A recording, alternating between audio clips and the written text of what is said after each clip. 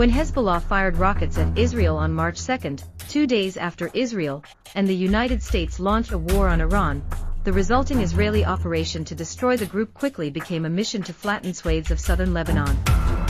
As Israeli warplanes carried out airstrikes across the country, soldiers seized more territory in the south. Ground operations began to take on the appearance of those seen in Gaza, bulldozers tearing down buildings and demolitions razing whole villages to the ground.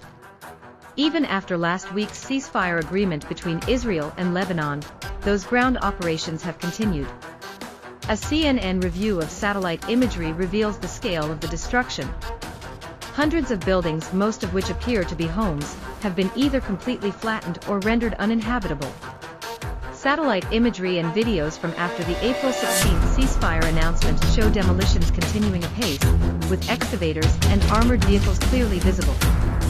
Rights groups have sounded the alarm, warning that Israel's military offensive is mirroring tactics used in Gaza, from heavy strikes on critical infrastructure and healthcare facilities, to the targeting of journalists and psychological warfare. Israeli officials have outlined plans for a long-term security zone inside the border, though the preferred terminology now is a forward defense line area, with Israeli Prime Minister Benjamin Netanyahu saying his forces will expand their positions 10 kilometers, 6 miles, deep inside Lebanon. Following the Rafah model, senior Israeli government figures have been clear about what that means.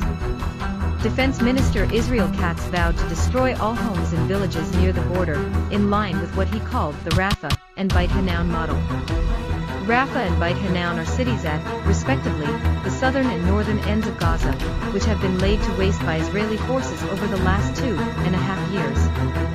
After the ceasefire was announced last week, Katz doubled down, saying the destruction of houses in the Lebanese contact line villages will continue, describing them as terrorist outposts. The Israeli military says it is targeting Hezbollah infrastructure across the country in response to the launch of thousands of rockets, drones, and anti-tank missiles towards Israel since 2023. It says Hezbollah embeds and stores weapons in civilian homes, releasing images of arms and ammunition it says its soldiers have uncovered during searches, as well as what it said was an underground command center hidden under a clothes shop. Senior Israel Defense Forces, IDF, officials say Israel will impose what it calls a yellow line in Lebanon, barring residents from returning to areas occupied by the Israeli military. It is a tactic lifted straight from Israel's renewed occupation of Gaza's territory. There it started out as a temporary yellow line on a map demarcating an area occupied by the Israeli military following the Trump rout.